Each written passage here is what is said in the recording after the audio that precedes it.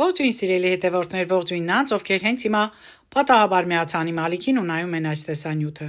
Այսօր իմ ալիքում խոհանոցային անկյուն է եւ ես ձեզ ներկայացնում եմ մի հրաշալի համեղ աղցան շատ հեշտ պատրաստման տարբերակով։ Պատրաստելու եմ բրոկոլիով աղցան։ Նման աղցանը բոլորին դուր է գալիս։ Եթե այն գտնվում է ցանկացած սեղանի վրա,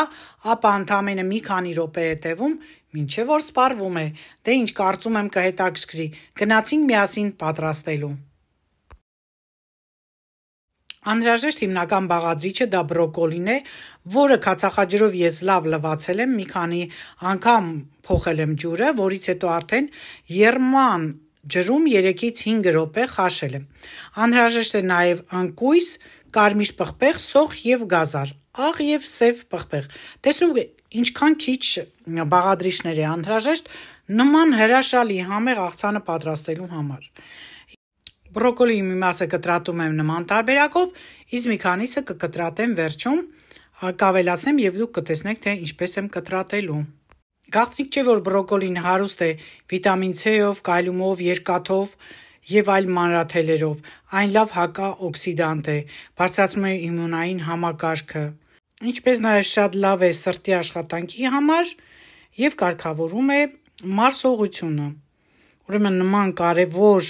բանջարեղենը պետք է հաճախակի օգտագործել։ Ես ունեմ բրոկոլիի մի քանի պատրաստման տարբերակներ իմ ալիքում։ Տեսանյութի հղումները կտեղադրեմ այստեղ, կարող եք նայել։ Հիմա էլ պատրաստում եմ ամենահեշտ աղցանը եւ ամենահամեղ։ Եթե դուք սոխի սիրահար չեք, ապա կարող եք ընտրել շատ փոքր սոխ կամ էլ օգտագործել կանաչ սոխի տերևներ։ Սոխը կտրատելուց հետո ավելացնում եմ բրոկոլիի վրա եւ արդեն մշակում եմ մյուս բաղադրիչը, որն էլ կարմիր պղպեղն է։ Ես կլպում եմ պղպեղները,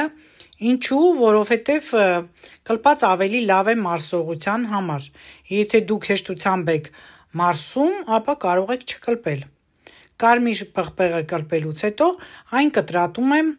մանր խորանարդների ձևով։ Կարմիր պղպեղը ավելի հարուստ է վիտամին C-ով, քան նարինջը։ Նաև հակաօքսիդանտներ ունի եւ բարձրացնում է իմունիտետը եւս։ Տեսնում եք ինչ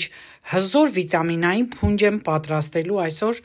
եւ կարծում եմ դուք էլ անմիջապես նայելուց հետո կպատրաստեք եւ ինքներդ կհամոզվեք։ Իդեպ սիրելիներս, եթե դուք առաջին անգամն եք իմ ալիքում, ցանկալի է բաժանորդագրվել իմ ալիքին, որպիսի հետագայում բաց չթողնեք թե խոհանոցային տեսանյութերը, թե իմ վլոգները առօրյա կյանքից։ Հիմա հերթը եկավ գազարին։ Ինչպես կարմիր պղպեղը, այնպես էլ գազարը շատ լավ է մաշկի համար։ Բետա-կարոտին է պարունակում իր մեջ A վիտամին, որը մաքրում է նաև լյարդը տոքսիններից, ինչպես նաև բարձրացնում է մարդու իմունիտետը, տեսողությունն է բարելավում։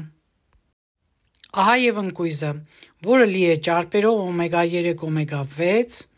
շատ լավ է ուղեղի եւ սրտի աշխատանքին, պարունակում է մագնիում, երկաթ, ցինկ, վիտամին E, տեսեք թե ինչքան հրաշալի բաղադրիչներ եմ ներառել այս աղցանի մեջ։ Իդեպ, շատերին թվում է, եթե աղցան է, կարելի է ամեն ինչ կտրատել եւ լցնել ստանալ աղցան։ Ոչ, սիրելի հետևորդներ, ցանկացած աղցանի բաղադրության մեջ պիտի ճիշտ ընտրություն լինի, համադրությունը ճիշտ ստացվի, որպիսի ստանաք վիտամիններ, այլ ոչ պարզապես կերակուր։ Ավելացնելուց հետո աղը եւ պղպեղը, ավելացրեցի նաեւ բրոկոլին նման կտրվածքով, կոթուները մանր համ հաղորդելու համար, իսկ կանաչ խոշոր մասերը արդեն ձևավորման համար։ Վերջում էլ 2-ից 3 ճաշի գդալ թթվասեր եմ ավելացնում։ Մի լավ խառնում ենք, բնականաբար թողնում ենք մի քանի րոպե մնա, որպիսի համերը միախառնվեն իրար եւ արդեն համտեսենք, մատուցենք։ Սա կարող է զարդարել ձեր թե տոնական սեղանները, թե ամենօրյա։ Եթե դուք սկսեք այն համտեսել, այլևս չեք դադարի, կանգ չեք առնի, համոզված եղեք, սա հաստատ եմ ասում։ Եկավ պահը մատուցելու, նորից մի հատ լավ խառնելուց հետո համտեսում եմ։ Բաղադրատոմսը դուք կգտնեք բնութագրման բաժնում, չնայած կախված ընտանիքի անդամների թվից կարող եք այն փոփոխության ենթարկել։ Ես պատրաստել եմ 2 հոգու համար։ Շատ համեղ աղցան է, շատ առողջարար, վիտամիններով հարուստ եւ գեղեցիկ։ Մատուցման տարբերակը թողնում եմ ձեզ, ինչպես որ կկամենաք ձևավորեք։ Սիրելի հետևորդներ, այսօր էլ մի հրաշալի բաղադրատոմս ձեզ ներկայացրեցի։ Մնացեք առողջ, կհանդիպենք։